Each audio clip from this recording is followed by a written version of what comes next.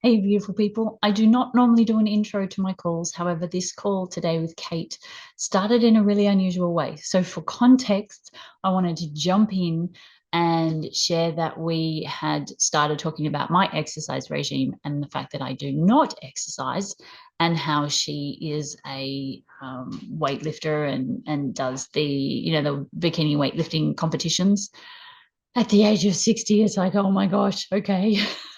And so we were having a really lighthearted conversation about that. But then she started to share some really amazing information because I said it was the trauma that was stopping me from exercising. And then she jumped in, and I did not want to cut this out and then start the call from scratch. So I decided, as we were talking, to continue the conversation going and keep this bit in because it was so important.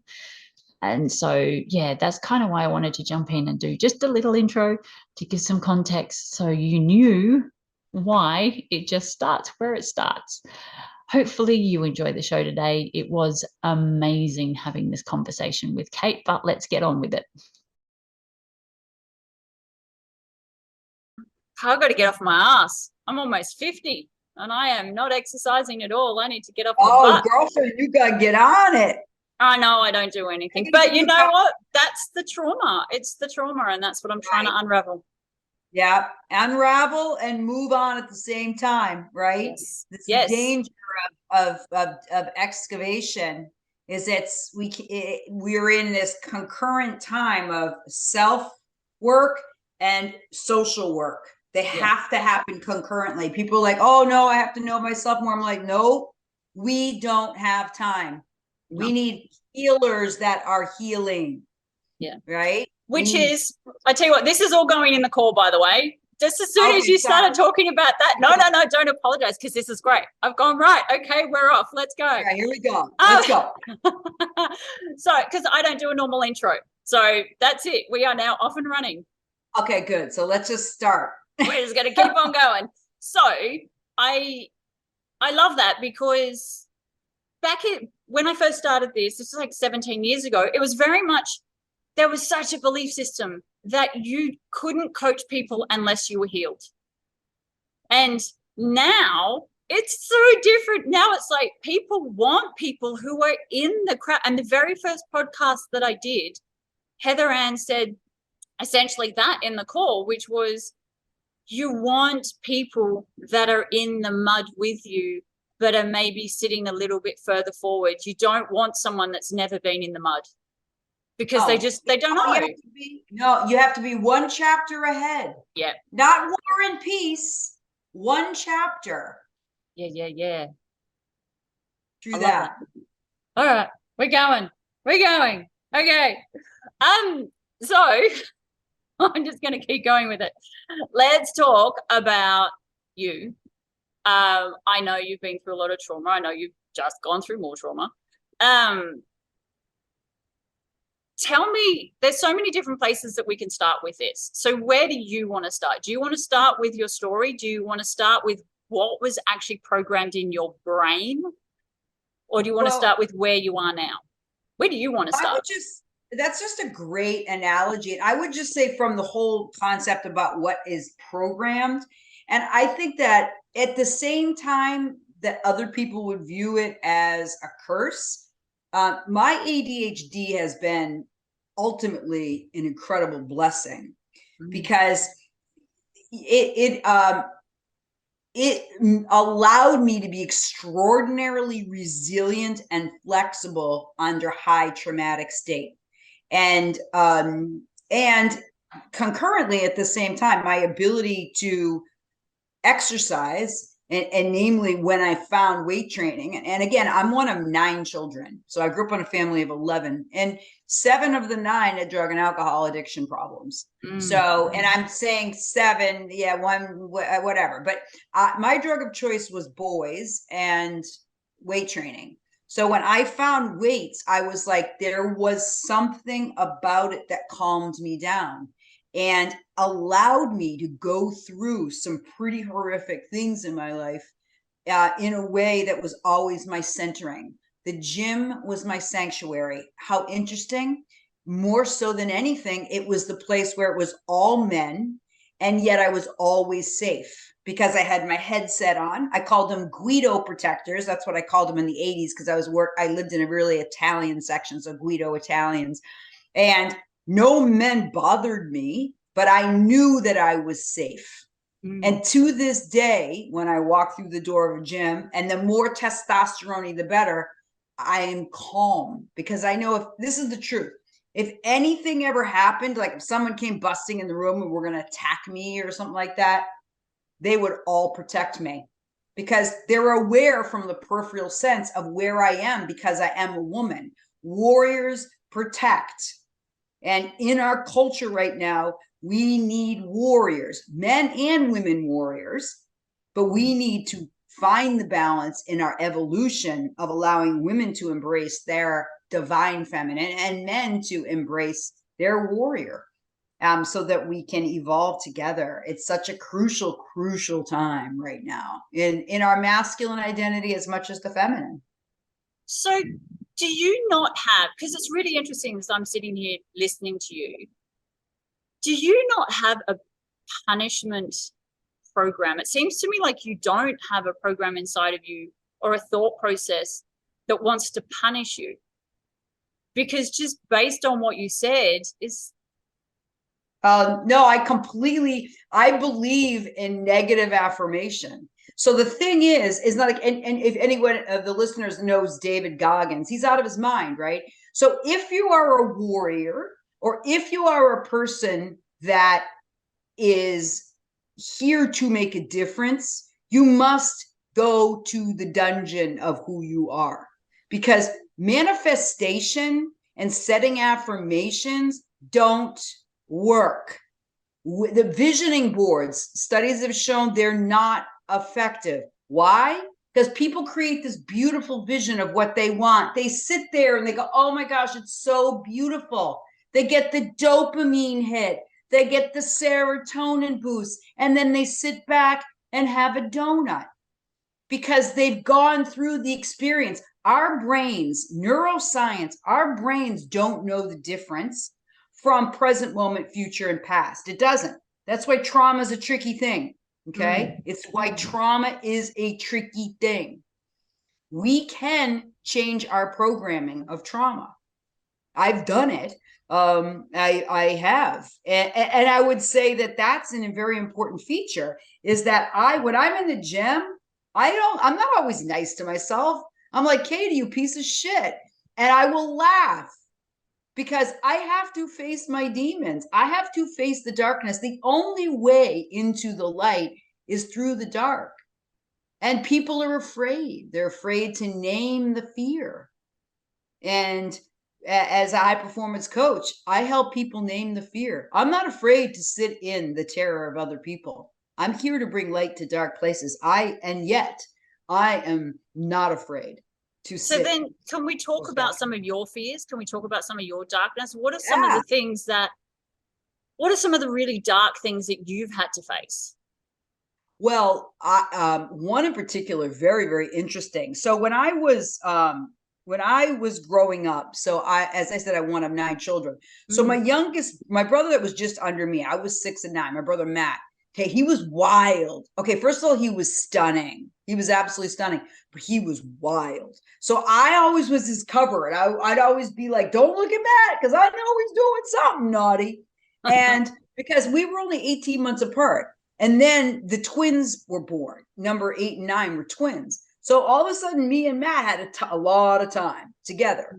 And for him, getting in a lot of trouble. Okay. So when I was 23 years old and my brother was 22, my family blew apart because my brother Matthew was murdered in 1987. And so he ran a fast life, babe. And when that happened, you think it's going to unify people, but it does not. Trauma blows shit up. My parents were separated for a while. They got divorced right after that. My mother went south. She didn't deal with the trauma. She drank. She divided the family because she couldn't handle it. It was 9 children and losing a child. And again, at that point in time, after my brother died, I went and did leg presses, right? I went to the gym. I calmed myself that way. I self-soothed. And then fast forwarding up to 2017. So I have 3 kids. My oldest son, William, he was in a Buddhist monastery. He was angelic. He was auric, certainly auric. There was something about him was very unique. All 3 of my kids are absolutely incredibly unique. But Will was otherworldly, and he made a decision. His name was Will, and he had free will. And he, as his friend described it, ascended on his own accord. He shot himself in the woods. And the irony here of all of this is that my brother Matthew was 22 and my son Will was 22.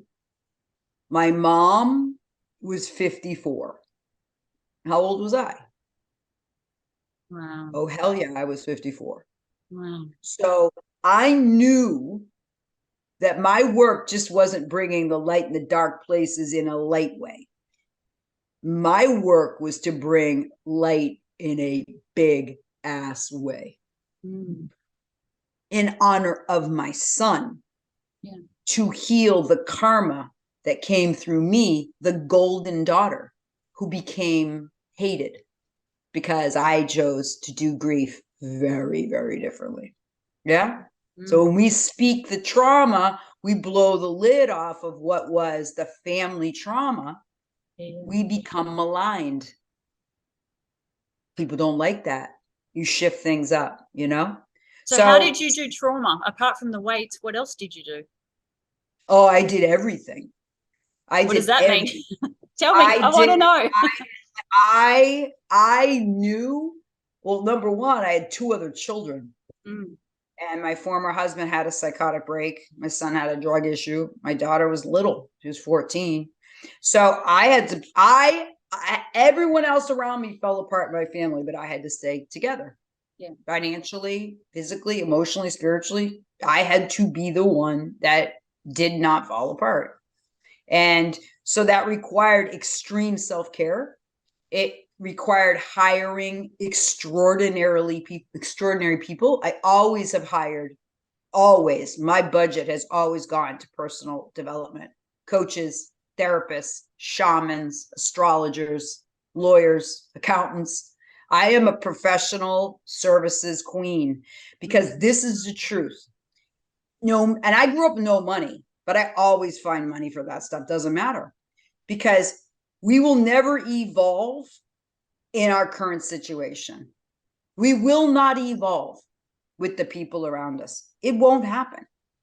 So you must be able to, in your heart, know. And for me, it became very clear my why. It wasn't clear right away. It took a while for me to figure it out, because I had to go through the process of what it means to release a child, to birth an angelic being. At some level, he truly was. He would walk in a room, he had aura. And I birthed this child, and I had to release him to God. And for me, I'm like,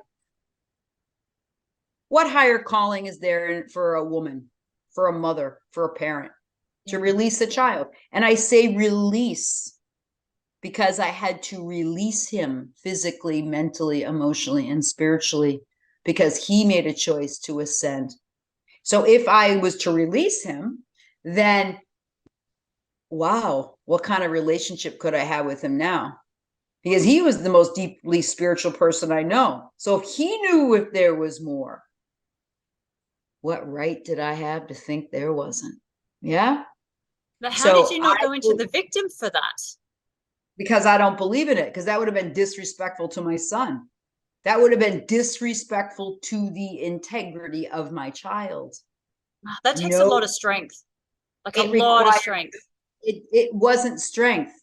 It was clarity. It was non-negotiable that I was going to roll up in a ball and have a fucking pity party for myself. No.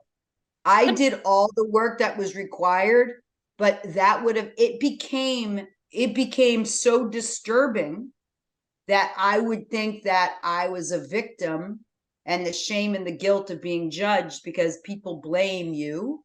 Yeah, you could have stopped them. You could have, all the judgment about being having a child commit suicide. It's a lot of judgment, but I was like, no, I just had his vision always. And it became, I was not going to do what I came here to heal a generational trauma. Are you kidding me? It was noble. It was noble. I was chosen to do the work. I was no victim. I was chosen. He chose me to be birthed through as the sacrificial lamb to heal people.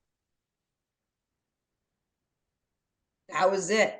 So go sorry, ahead. can I just ask how, because, and I could be completely wrong here, but I know parents who have had kids that have ended their life, and they automatically go to, what did I do? Like, how was I a bad parent? How did I do this to my kid?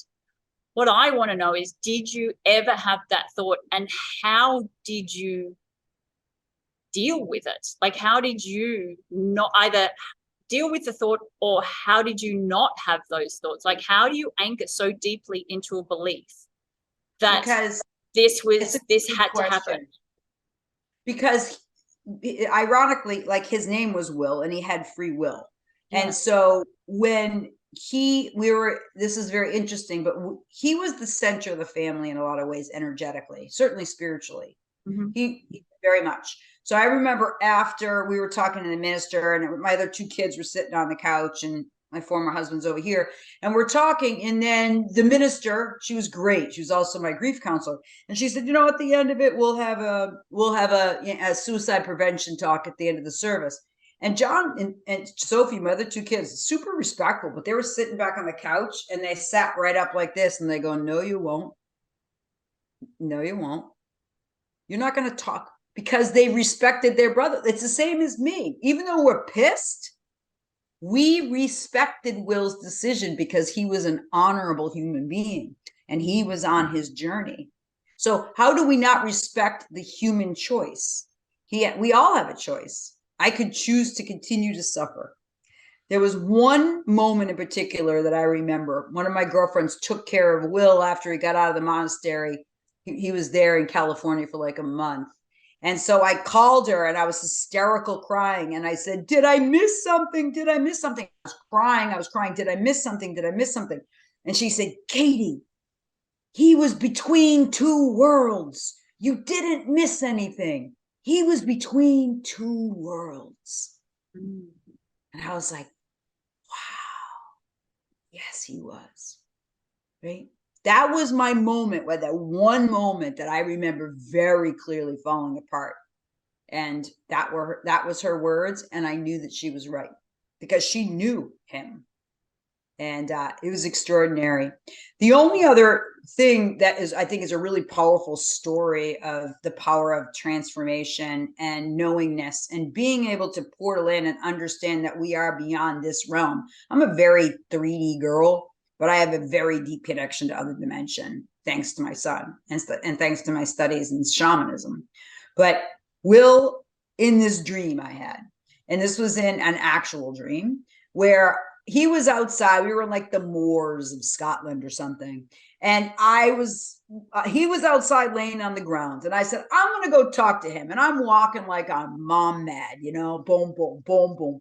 And he's laying on his belly, and I squat down next to him. And I'm like, Will, what were you thinking? All that you did for, I was like kind of yelling at him. But the mom, when you yell at your kids and you're not really mad, but you have to act like you're mad. I was like that. And he turned around, and he was like inches from my face. And he was big smile on his face. And he goes, Mom, how could you be mad at me? I've been claimed. And I woke up from a dead sleep, and I was freaked out. I've been claimed. So I'm a dictionary junkie. So I'm like looking up the word claim. Like, what does that mean? Claim? and his blissed out face. And he was like, I swear it was this close. And so I type in, I have been claimed. Ephesians, New Testament. I have been claimed by the Holy Spirit. How could you be mad at me, Mom? I'm with Spirit. Come on, relax. And he was never sarcastic. He never asked for anything, and he was never sarcastic. And he was like, you're mad at me? So that's why I named my books Claim Your Inner Badass, Claim Your Inner Warrior, Claim Your Inner Hottie, and Claim Your Inner Peace, because we can claim our healing. We can claim love. We can claim self-acceptance. We can claim it if we choose to in this moment. Release and let go. Forgive others, yes, but most importantly, forgive ourselves for hoping that it was going to be different, and it wasn't. Okay, we have to talk about that. We have to talk about the claiming and the how, because I am at the moment in a position where I am owning that I am a very weak person. I'm weak emotionally, weak physically. I'm weak spiritually now, weak financially. There's a lot of weakness, and I'm okay with that. I'm going through this process. So can we use different languaging? You can use whatever you want. Can you say less strong? I can say less strong. Okay. And I want to understand, because I feel like I just want to jump through the camera and just rub against you and go, can I just have some of that claim energy? Because it's so strong. Yes. So how? You've had a lot of clients over the years, and you have someone that comes to you that is less strong than what you believe they can be. How do you get them to claim their strength? How do you get them to claim their wisdom and their especially the feminine? How do you get them to claim this part of themselves that has possibly been punished, vilified, disapproved of? Like, it's just the shame, and everything is just piled on top for many, many, many years. Some of us are in our 40s, some in their 50s, some in their 60s. How do you get someone to claim that strength when they, and I'm going to use weak here, when they feel weak? So it's a beautiful question. And the healing is in the stories. I was a theater major. It was the only thing I ever got A's in. So I'm obsessed with people's stories. So if we were working together, let's just say, for example, can you remember a time when you were younger, when you were a little girl, that you were celebrating or moving freely in your body, that you felt comfortable and free? Can you picture a time when you felt that level of freedom? Maybe. I have to stretch a long way back. I can go way back. 3, 4, 5. What do you see? The downside for me is every memory I have ends in something going wrong or me getting punished. So I can see the freedom, but then I can see the punishment. Sure. So just tell me, let's create a bigger window of that freedom. So can you picture, what were you doing? What were you doing? You feeling free? I'll use this example, actually. My one of my siblings had friends over, and I was outside and just having fun with them, like just talking, having fun.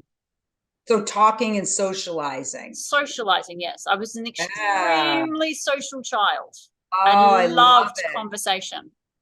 Oh, that's awesome. And were they younger or older? No, older. So they were older, and you were super comfortable with them and fun. And did you feel like they liked you? Yeah. And you felt free. And do you remember what you were wearing? No, probably a dress back then, I would say. You remember a color? I'm hearing yellow, actually. Beautiful. And so how did you feel in your body there? What was that? It sounds like you felt confident, but I don't want to put words. What was that feeling? Confident, happy, excited. connected? Yeah. Did you feel attractive? Did you feel well liked and appreciated or included? Yes, all of those things. Yeah. Beautiful. So lovely. Beautiful. Really, really beautiful. So you have this beautiful memory of these words, which I was actually surprised, just that your memory went back to a time when you were outside, you're with a bunch of people, and you were super outgoing, and you were friendly, and you were talking, you were socializing, and that you felt confident, you felt happy, and you were excited, and you felt seen and included, and you felt really connected. It was just a really beautiful memory. Yeah? Yeah. Yeah. So it's beautiful. So we think about that, and I would keep asking you questions around that, because what we want to do is we want to expand the experience of what that felt like, because somatically you remember this. And if I keep asking you questions, then you would expand that experience. So in this time, the reason why you have a podcast, reason why you love to do this, is because you love the connection, that it excites you, that you're happy, that you like to be seen, that you're outgoing, that you're friendly, that you feel free, that you're confident. So no matter what, you would never be a good person that would sit in a yoga studio by herself and meditate. You're a person that needs to be around people when you're working, when you're exercising, when you're playing. Yeah. You're not here in solo. Your joy comes in community. Right? Yeah. So what parts of your life can you incorporate more community? And my question with that process is, how do you help people deal with the punishment that they feel? Because as I'm sitting here and I'm saying that to you, and I can look back at the experience, it's the punishment that's like this big cloud over the experience. The punishment pushed me into isolation. That's not just, 100%. that's so, because other people in my family, they weren't social.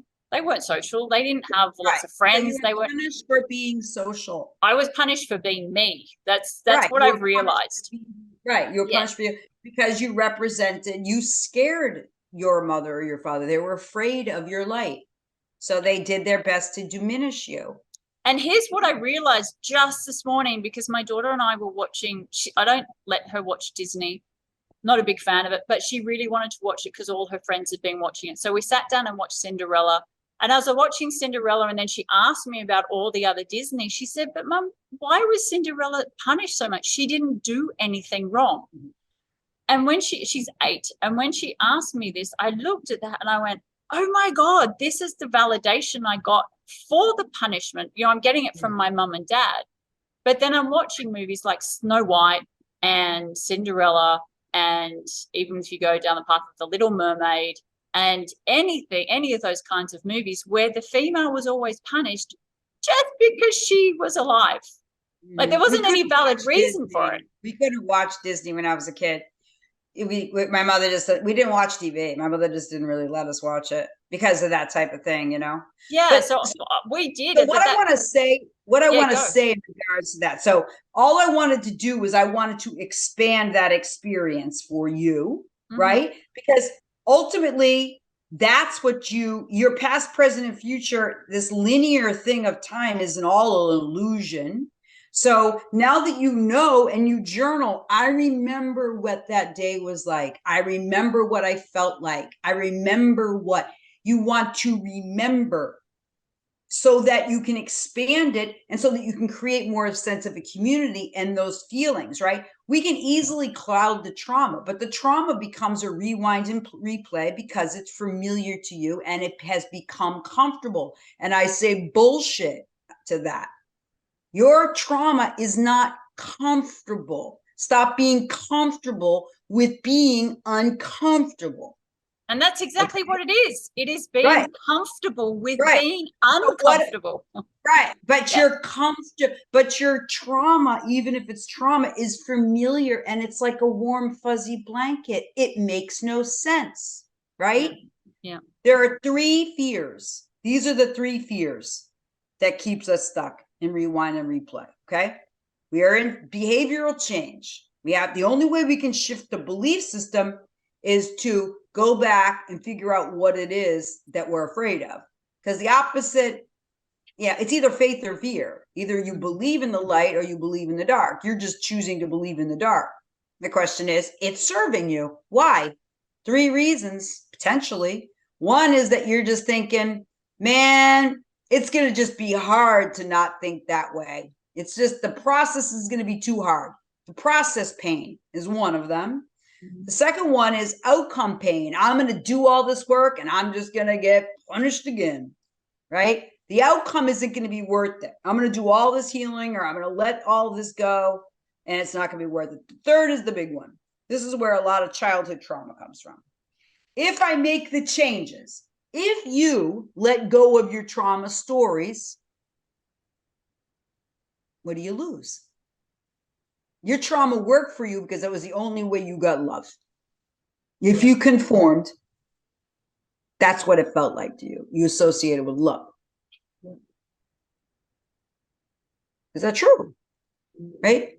Really quick interruption. If you could do me a small favor by pausing this video, liking and subscribing, and then coming back and watching it, that would be great. Just a small little message. Thank you very much. Let's get on with the show. The third is loss of love or judgment from others. And That's validation, because you get and I'm just sharing from my experience because I'm the only place I can share from. I get a lot of validation being in the victim, like a lot of validation. I don't have because you've associated validation of your trauma with pleasure. Yes. And do you hear how dysfunctional that is? You're agreeing with, and yet you get pleasure from it, right? Yeah. So the dysfunction is being able to identify the fear, and it's comfortable for you. For you. Yep. So we have to figure out a way to make it uncomfortable. That's why I loved first when I owned a gym. I loved to beat the heck out of people because I made them too tired to fight, and then I got them open because I'm like, really, is that true? Is that true? Is that true? I'm a queen of disruption. Okay, I call bullshit on stuff. So if you know that there's a potential that you could have more joy and connection and happiness and confidence, and it's all surrounded in yellow lights. Yellow light. Beautiful, yummy, yum, yum, yum. How do you incorporate those experiences in all those areas where you said you're less strong? Yeah. We're going to infuse financials with yellow light, the self-love and self-care with yellow light, right? Prosperity with yellow, all of yellow light, all of that. But then understanding that when you see or feel the trauma response, it has to be at some point in time so ridiculously uncomfortable, right? And what will that take? What do you need to let go of? What part of the story do you need to let go of so that you can be reborn into the person you came here to be? Do you feel like you're here to serve and help people heal? Yep. From 1 to 10, how strong is that desire? It's probably like a 9 to 10. Like it's a deep desire. It's a big desire to help people heal. Can you tell me what that is? Say it in your words. Your 9 to 10 is your desire to what? It's my desire to help people heal from their victim trauma, from the really intense, deep victim trauma that they've had almost from the minute they were born. It's for the people who have not ever really known life without trauma, because I've never known life without trauma. The day I was born into trauma, and it hasn't stopped. So it's helping those people. So you've had moments of light, yes? Yeah, so how definitely. Yeah. So, but it's also helping people that, because this is my problem, is I've noticed it more as I'm doing more and more of these podcasts, and people are asking me these amazing questions. And I thank you so much for asking me these questions, because it's making me realize that I remember the trauma. And then I keep replaying the trauma. And I am not spending enough time remembering the good. And then you said before, what will it take to get uncomfortable? And I, as you were asking that question, I looked at it and I said, I don't know how to get uncomfortable because I've been comfortable for so long. So it's this moment. Right, 100%. So this is a coaching question, which you said your desire to help people heal from deep victim trauma. And you said that's a 9 or a 10.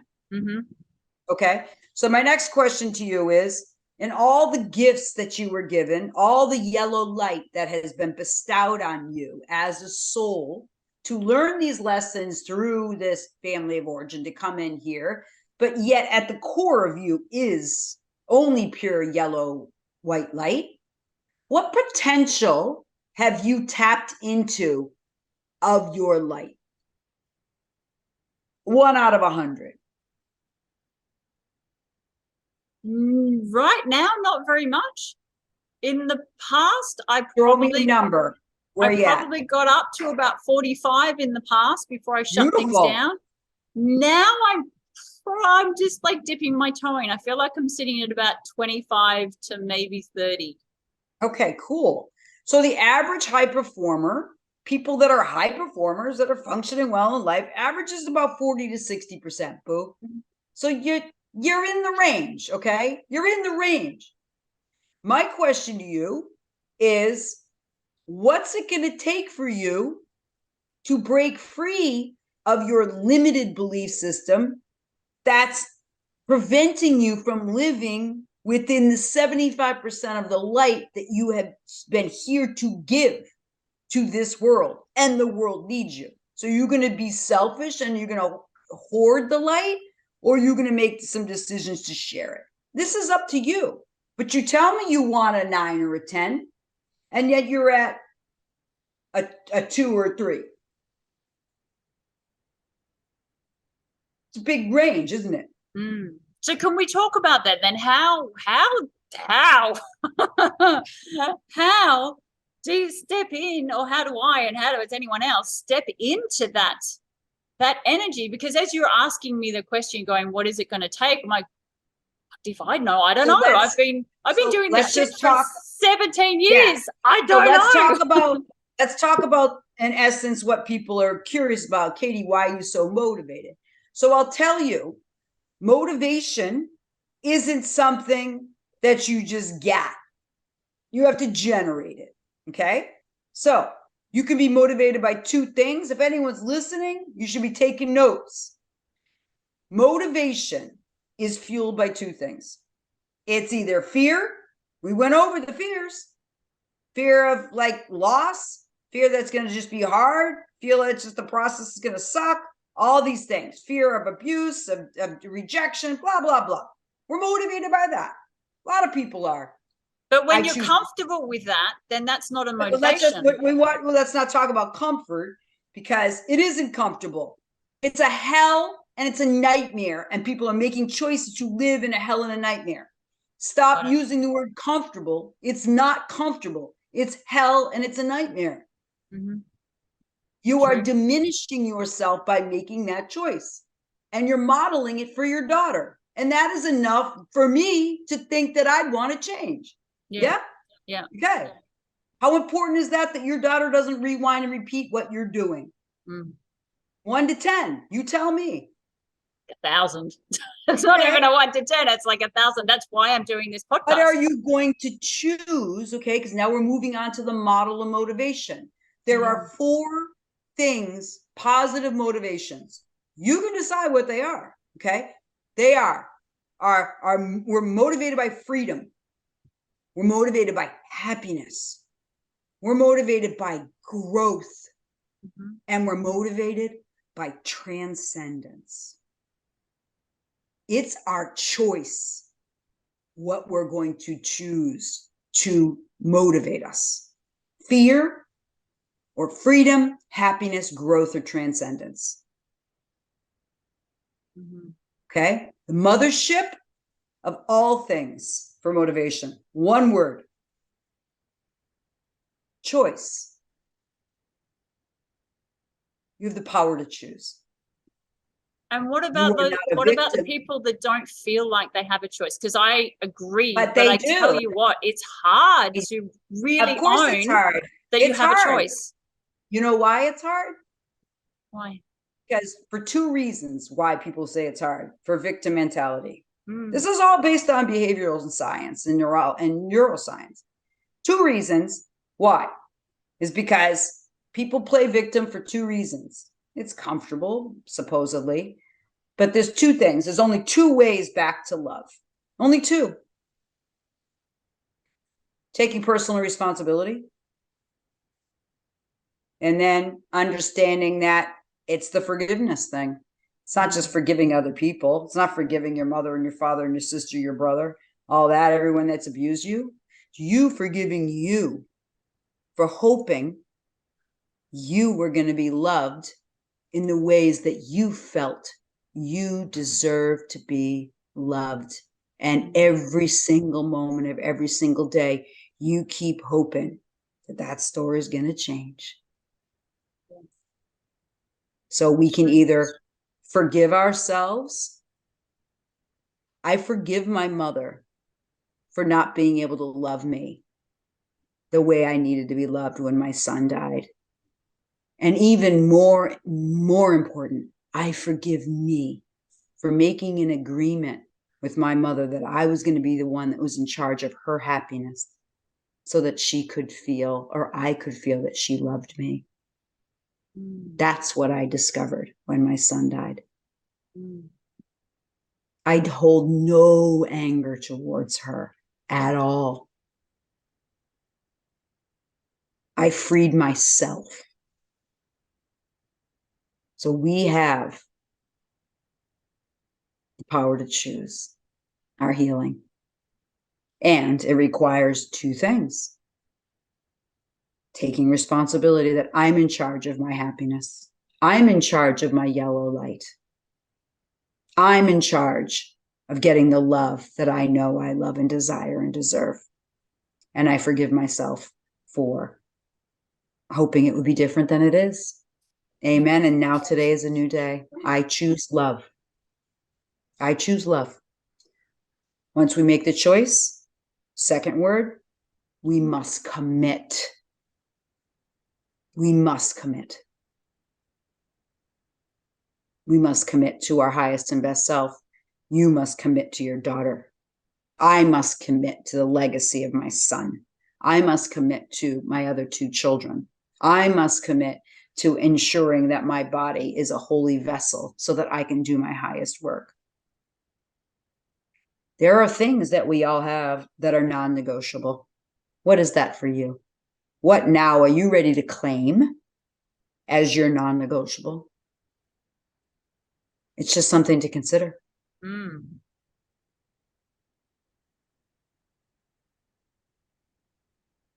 haven't got a clue right now. No one's ever asked me that question before. My brain is going, I don't know. It's so incongruous to where your brain is to be that decisive that what you're going to do is claim something. What is non-negotiable is, for an example, for you, maybe it could be, it's non-negotiable that I use words that diminish who I am. It now is non-negotiable that I play small in front of my daughter. It's non-negotiable that I am not physically strong so that I can embrace and be the incredible force of light that I came here to be. I'm just making stuff up, babe, by your stories. I discovered one this morning. Can I share it with you? Please. I've been going through some stuff with people that have been staying here over the last couple of weeks. And one of them is constantly disapproving of me. And it finally came to a head yesterday. And yesterday and today, I was looking at it, and I just had this massive moment of realization that I have been, because I wake up every morning, and for about 3 seconds, I feel bliss. And then it's like this wave of feeling comes over me, and it's just come over me every day for I don't know how many years, many, many years. And I haven't been able to figure out what it was. And I kept looking and digging. And the last couple of days, I've been asking different questions. And then yesterday I got, you disapprove of yourself so much that through that disapproval, you are constantly punishing yourself. And so I've got this So what's the opposite? So make a statement from that. So what I got this morning when I was walking from the bedroom to the bathroom, I just stopped for a minute. I felt it in my heart and I went, no one is ever going to disapprove of me again. I approve of every part of my being, and I approve of every single decision that I have made up until this moment right now. I approve of me. I approve of me. And what I've been my girl. doing. Let me hear it. I approve of me. And I approve of me. Can I ask you something? Can I make a request? Yeah. Can you tell your daughter that? I have. I actually shared that with her. As soon as I got it, I went in and I said, oh my God, guess what I just got? Beautiful. And I shared that with her and I said, I finally approve of me. And I said, and I want you to know that I approve of exactly who you are in this moment right now. And it is, that's huge. It's so huge. Coming Congratulations. from someone that's always disapproved and punished of myself to go, and so every action that I'm taking to reprogram that into my brain, every action that I take as I'm doing it, I approve of this action. It really is. So personal for you. What color is that word for you? It's like a fiery red, like a really rich red. Beautiful. That's delicious. Yeah. It's begun in safety, that you're finally feeling safe with yourself, darling. Yes. Trusting yourself. Beautiful. Absolutely. I have goosebumps. Thank you. I had this just so proud moment because I've been wanting things to sink down into my heart because it sits in my head so much, but to have something go down in my heart, it's like, wow, I feel like I've finally arrived. Like I've had that moment where I've arrived, and it's such a gift. You've landed. I did. I landed in my physical body. Oh, it's so good. Congratulations. That's beautiful. Thank you. Thank you. Thank you for sharing that. That's a powerful, powerful, powerful story. Yeah. Thank you. Thank you for seeing that. Gorgeous. I see that, and I will hold that for you. Thank you. Easy. Always. And now I don't know where this is going to go because now I'm like, well, it's just, but this is so good. I know. Well, see, the thing, it's absolutely stunning. So you asked me, what is the process? The process is, and this is the magic, is that the healing happens in the story. I carry hundreds of people's stories. I get downloads. It's a freaky thing. I'll see someone that I talked to years ago and I get full downloads of everything they told me. And I remember emotionally their experience. Like I'll never forget with you saying, oh my gosh, it's a deep, deep red. And like I could see you were in the experience and it was grounding and you felt in your body like you had landed. Like I'll never forget that, right? So it's from that somatic experience that you begin to shift your thoughts and your belief. You see? Yeah. Because now you are never going to be the same.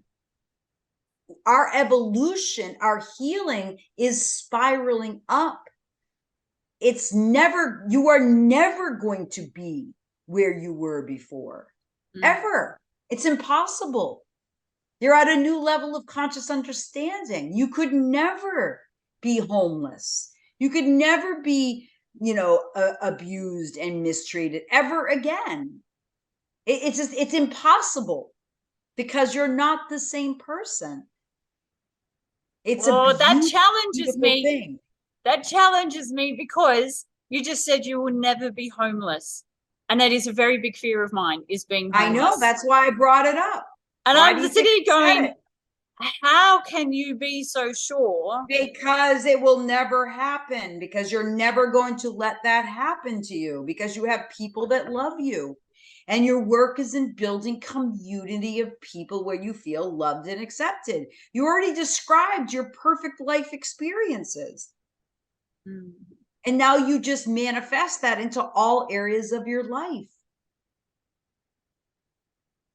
It's not to say it's simple, but it's the birth of the beginning of the story. You're recreating your story. This morning was a recreation. And as I'm getting ready for bed, I will go to sleep with that beautiful thought that is a beautiful, it's a resurrection. It's the beautiful rebirth of your light. I approve of me. Beating yourself up about something. Oh yeah, I approve of me. Yep. It's fun. It actually sounds fun. I actually hear the little version of you outside that you described at the beginning. It's the same energy frequency. Yes? So making the choice, your choice right now is I commit to approving myself in all that I do in this moment. And so it is. That is now, could we agree that that's now a non-negotiable? Yep. Yes, that was my non-negotiable. Huge. Yeah. That just got you up from a 25 up to something else. Got me at the Richter scale. At least it got you to 28%. No, but you know what I'm saying? So coaching, as a coach, I'm not a restorative coach, aside from the fact that I do shamanic work with my clients, even though they don't know that's what I'm doing. That's what I'm doing. So we have a 9 to a 10 of your calling, of the life that you were given. Man, it's a calling. You desire to help people heal from victim trauma, right? It's huge. It's like, I'm here to help, to bring the light. I am the yellow light that's going to bring the healing to all people that need it, right? To me, right? So, and then you're here for your potential. The joy of coaching, why I love coaching, is because I coach in the gap. I go, yay, we know you're at 25. And I'm like, what number are we at now? Are we at 30 yet? So we establish those, we fill that gap by creating new habits, by changing languaging, by shifting beliefs, right? Some internal stuff. Is that true? Asking these questions, is it true? Is it true? Yeah. No. And the other piece is, what are the habits that you're going to set every day? What are the community that you're going to create to support you in these habits? You're going to choose and commit. The mothership of motivation. And again, motivation must be generated.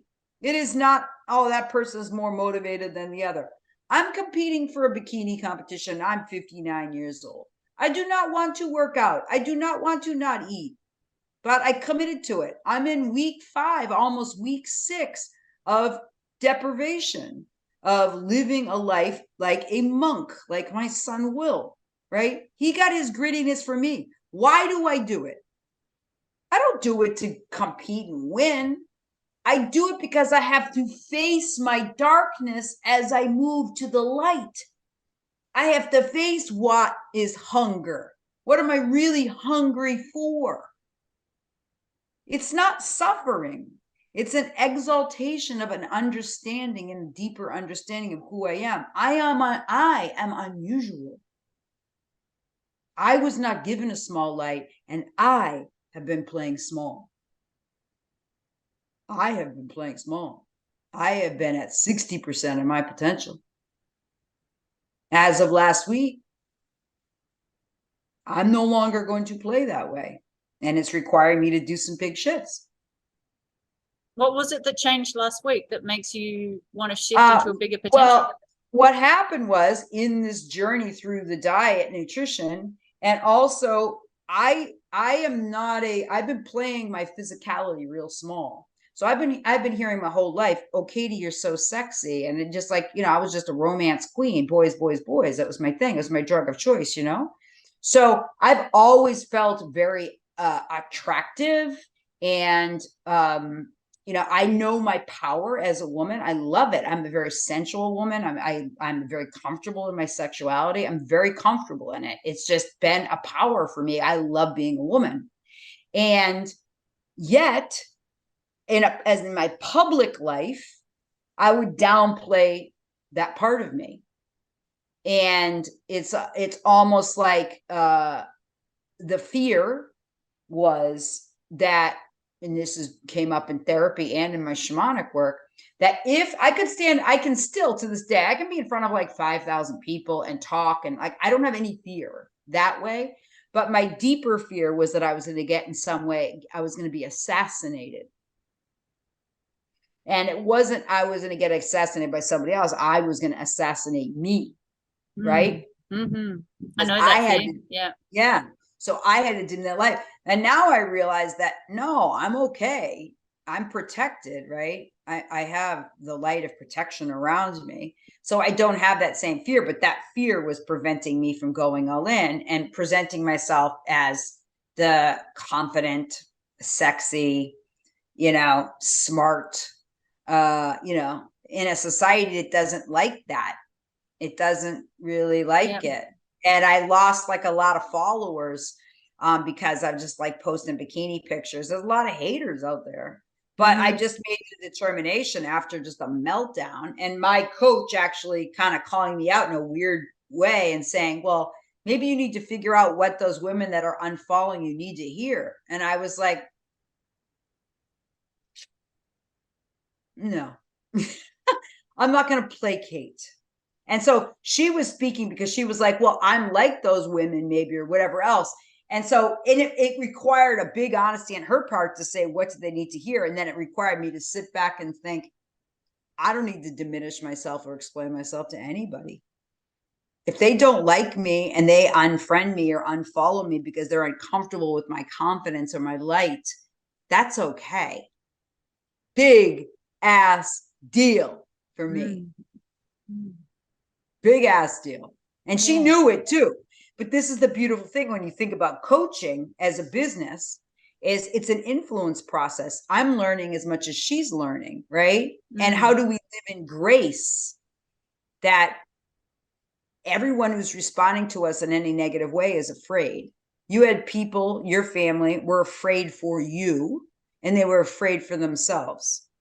They loved you, and yet they were afraid for you. They were afraid that you were going to get ostracized, or you were too outgoing, or you were too this, or you were too that, right? And they simply were afraid. They couldn't love because they were in fear. So when do you let them off the hook, and then when do you let yourself off the hook? It's the biggest lesson that we have to learn. You have a big calling, and I will remember that, and I will call you out on it on Facebook Messenger every once in a while. What percentage you at, Miss Muffet Satin to Tuffet? How bright's your wattage right now? Yeah. But yeah, I just want to say thank you for this time. Super powerful time for you to create this space, certainly for me. And I guess what was your takeaway? What did you hear for yourself? This is usually a coaching question, but I'm curious from your part, since you put yourself out there, what is, in summation, what did you love, or what did you take away, or what do you know now about yourself that maybe you didn't know? I love this question, and I do share it at the end of the calls, because my God, you guys have just been such a gift to me. Validation. And I really want to jump through the computer and just give you a big hug, because it's the validation of being allowed to be loud. Amen, sister friend. And being allowed to be beautiful. Because amen. And the podcast that I just did, we had this conversation about how lady I just talked to, beautiful, beautiful soul, she shared with me how she put on weight to uglify herself because men kept ogling her. I went the other way. I starved myself. It's why I'm battling with an eating disorder right now, is because I'm battling against that part of me that wants to make me look ugly. The light. It's the light, baby. It's the light. And that the light is the biggest thing that I receive from you, is the validation that it is okay to be a woman. It's okay to be beautiful. It's okay to be loud. It's okay to be strong. And sexy. It's okay to be sexy. Exactly. And sensual. Yes. And yes. attractive. We are women. We are alluring. It's one of our qualities, what men love about us. It's nothing to be shameful for. We need to celebrate it. It's our magic. We don't need to do anything to be magic. We are magic. Yes. And that is the biggest thing that I got from you. Thank you. Oh my God. Yeah, I get that. So celebrate your feminine, celebrate your sensuality. Do it for your daughter. She needs a mom that's sensual, that loves and enjoys pleasure. Women, we're built for pleasure.